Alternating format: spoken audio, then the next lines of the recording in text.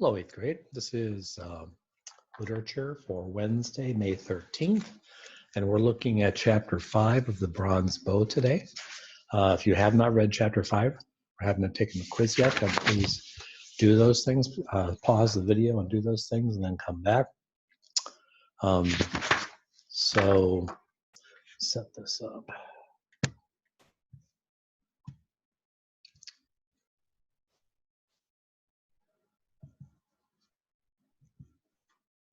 There it is. Okay. So the first question asks, what month is this in the story anyway? The month of Nisan. 2. What do Rosh's men watch for? Unguarded fields, so they can steal part of the crops. How does Daniel feel? He's feeling restless after his visit back in town. What have Rosh's men been doing? Attacking caravans. Why is Daniel impatient with this? The men don't seem to care that that's all they're doing. Why does Daniel roam the trails? He's hoping to see Joel again. What does Daniel ask Rosh if he can do? Go to Capernaum,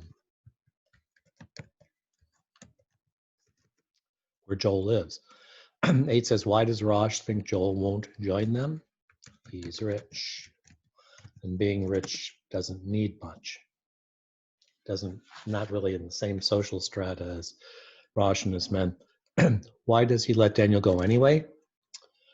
Joel may be of use to them. Why is leaving Samson easier now? Samson knows Daniel will return after that first time when he went to the village.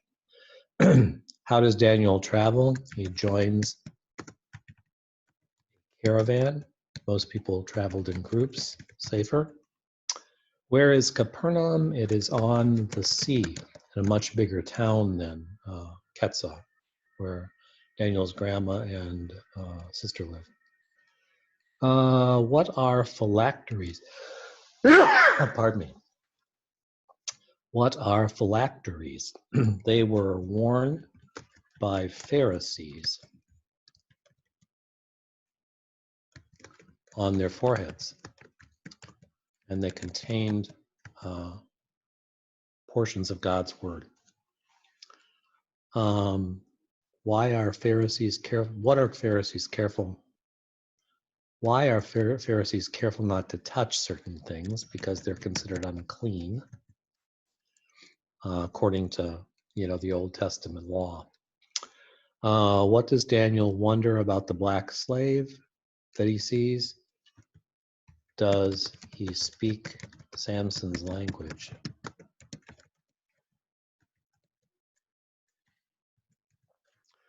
Where is the food taken? To Tiberias.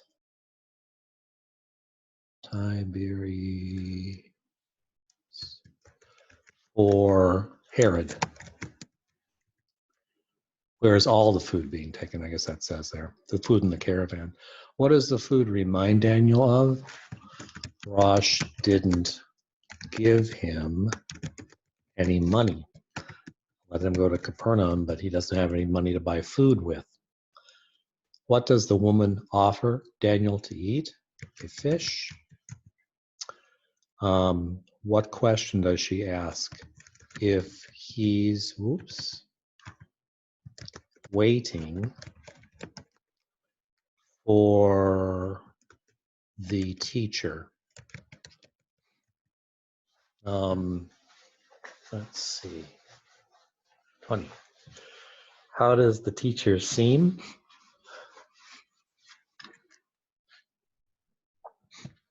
Vigorous. vigorous, confident, happy. What does Daniel feel? A spark inside. Of course, the teacher, this is Jesus again. Same spark Daniel felt hearing him in Ketza. What does the teacher, how does the teacher greet the fishermen there? By name. Teacher knows them. What is he speaking about? The kingdom of heaven. What makes Daniel walk away? 2 Roman soldiers arrive.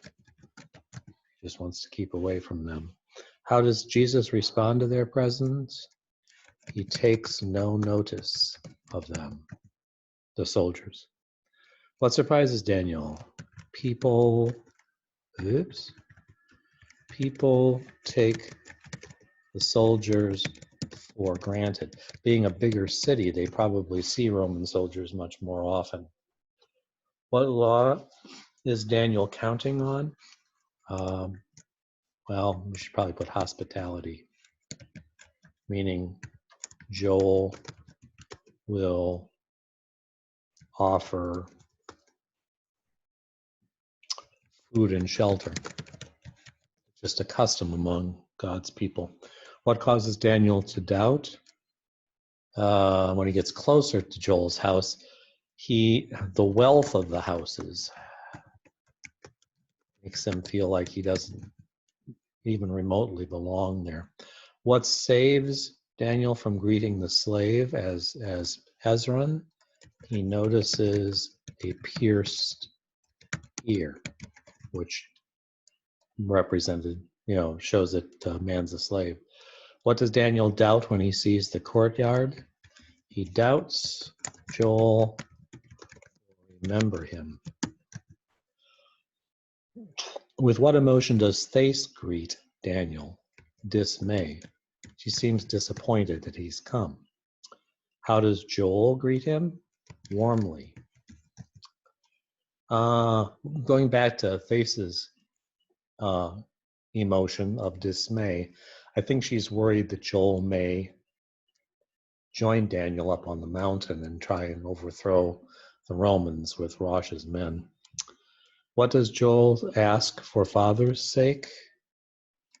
Daniel leave the cloak in the doorway.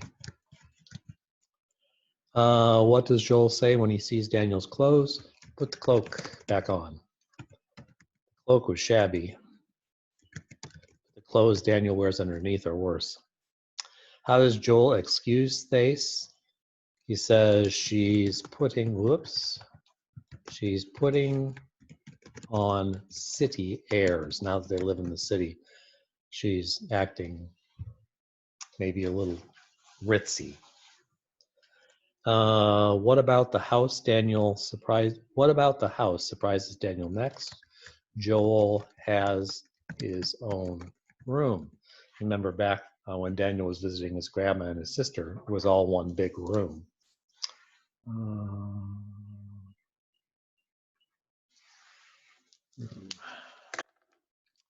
What reassures Daniel? Oops, forgot to make it the next one. Joel is truly glad to see Daniel.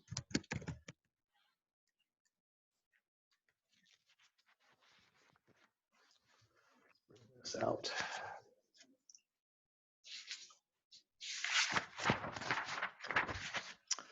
Um, 38.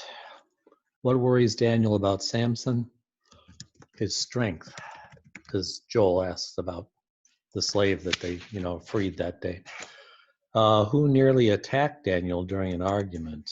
Joktan, who actually is Daniel's friend. What interrupts their conversation? Well, that going back to number 39. When Joktan nearly attacked Daniel during an argument, Samson went for him. What interrupts their conversation? The dinner chime. Why does Daniel doubt Hezron's greeting?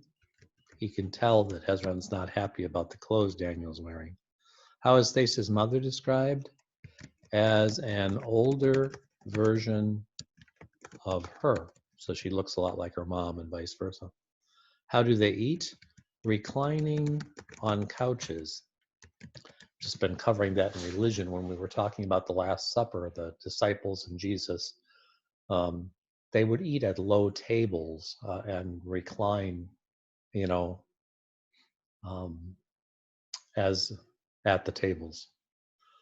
Where did the women eat?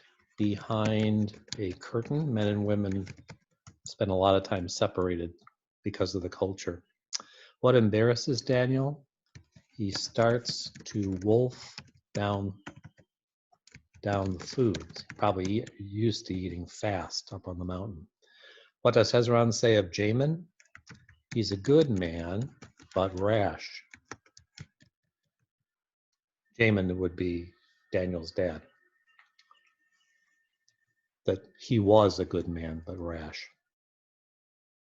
How does Joel redirect the conversation? He mentions Daniel's muscles. Being a blacksmith, he's strong. What does Joel say of the Romans? You get used to them being around. Daniel doesn't think he could ever get used to them. What happened to the deaf man? The Romans overturned his cart. What do Daniel and Hezron argue about? The Roman synagogue. The Romans had built a synagogue, a church for the Jews, but to sort of pacify them, I guess, to a certain extent. And Daniel says that, because it was built by the Romans, he wouldn't have anything to do with it. What does Hezron say they are called to do? That should say, to endure for now until God does something about the Romans. What does Hezron say? Oh, did I skip one? Oop, I did. Okay, you can draw arrows to put the answer down. 51 says, what changes Hezron's tone when Daniel speaks of patriotism, of, being God's people? He just speaks so fervently, not challengingly, but he doesn't understand why God's people would put up with the Romans being there. What does Hezron say they are called to do? Endure for now until again God changes something. What does Hezron say the zealots ignore? The power of Rome. It is not going to be very easy to get rid of. The Romans are so strong, and they're so widespread. They're every place in the area. It's just getting rid of them is not going to be easy. What does Hezron say they are called on to do? I had that one earlier. Endure. I must have forgot I asked that question. What does Hezron say is Israel's greatest strength? God's law. We've talked before in religion that God's people felt that two things really set them apart as special. One was they were given God's law when Moses got the law on top of Mount Sinai and brought it down to God's people. And the other thing was the temple, which is now, I don't know how many times it's been rebuilt, not near as nice as in Solomon's day, but a sign that God was present with his people, that he was with his people there. Why does Hezron tell Daniel not to return? It's a bad influence on Joel. He too is afraid that Joel will get excited about this freedom movement. How does Daniel feel? He has failed Rosh. He thinks he has lost Joel. What bothers Daniel even more? He lost Joel as a friend. He's been feeling really close to Joel because they believe in so many of the same things. Okay, so I want to take just a little bit of time today to go over some of the history of drama. We haven't done too much with drama this year. So just let me go over a few things before I give the assignment for Thursday. The history of drama as it exists now sort of began with the Greek culture, you know, the same Greeks whose mythology we'd been studying. The drama began in 5th century BC, before Jesus, started as a worship of Dionysus, the god of wine. There were 3 types of plays in the beginning: a tragedy, a comedy, and something called a satyr play. They were performed in the open air in semicircular theaters, some of which, the ruins of which still exist. All actors wore masks in these plays. And sitting way back in the back rows, you could tell the mood of somebody on stage by what mask they wore: happy mask, sad mask, and so on. Tragic masks were serene and beautiful. Comic masks were coarse and grotesque. You probably have seen pictures of these, because usually one symbol of drama is a really happy, smiling face and a sad, you know, very sad face, almost a pained face for the other one. Tragic masks. Oh yeah, yeah. Tragic actors wore high boots. Comic actors would wear sandals. The tragedy writers known in the some of their plays still exist today, were Aeschylus, Sophocles, and Euripides. One comic writer of this time was Aristophanes. So when the Romans took over conquered the Greeks, they brought along their they adapted or adopted a lot of Greek culture. You know, from study of mythology, that they stole the Greek gods and renamed some of them. And they also built on Greek theater. They borrowed from the Greeks and began in the 2nd century BC. Plautus and Terence wrote comedies without political satire, because satire making fun of the government was not allowed in Rome. Comedies depended on stock characters like the crotchety old father, the henpecked husband, etc. Tragedy writer Seneca wrote plays with such things as hacked limbs, ghosts howling for revenge, and children murdered and fed to their parents. Kind of gross. We saw an example of that during when we were reading the Trojan War. We skipped to medieval times, the Middle Ages. Drama for a while had been forgotten. Plays were not done for centuries. And then it was brought back by the church. Drama was revived by the church with the presentation of the Easter story. Stories from the Bible were dramatized during the Middle Ages. Mystery plays were enacted. Plays were acted out with each scene presented on a wagon that moved past the audience like a parade. So you would stand on the parade route. The first wagon would come and do the first scene. Second wagon would come by with different actors and do the second scene, and so on.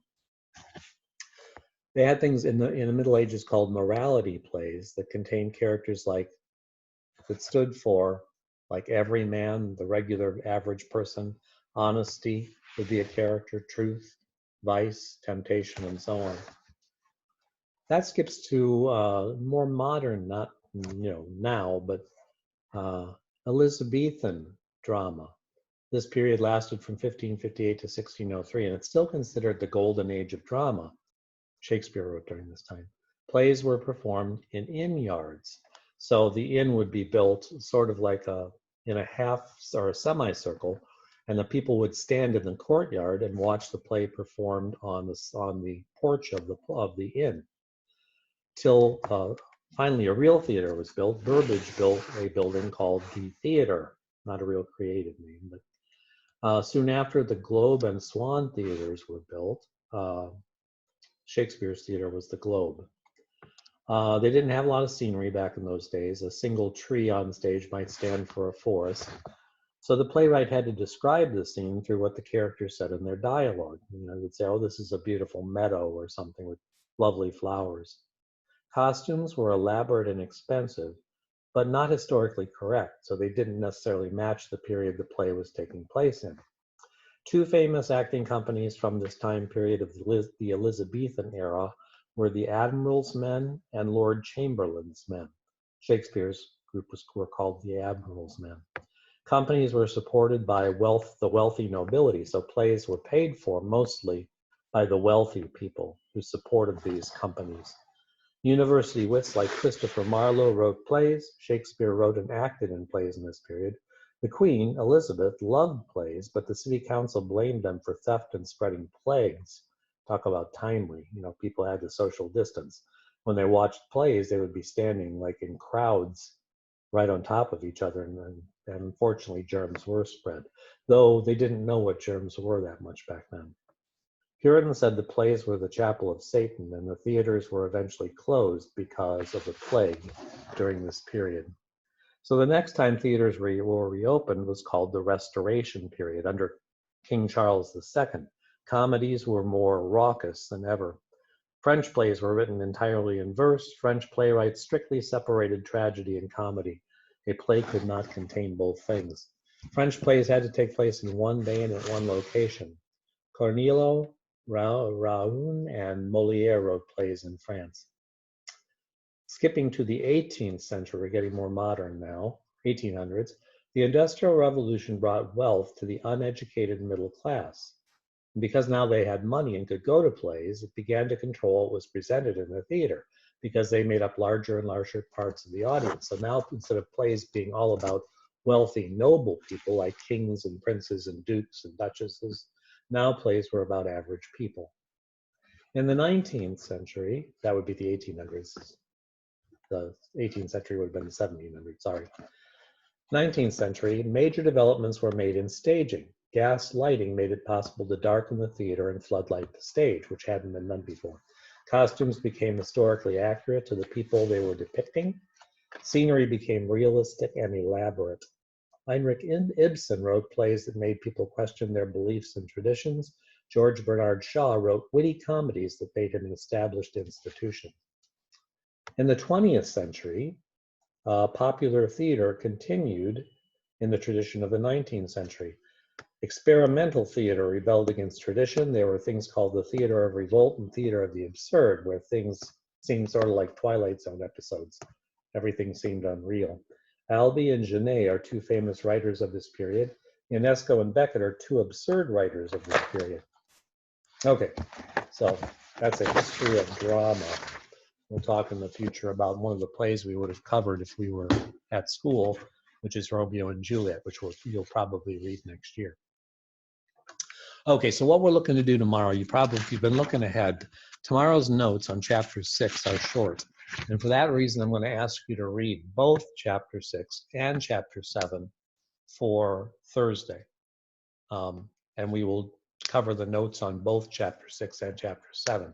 We won't do this too often because most of the chapters tend to be the same length.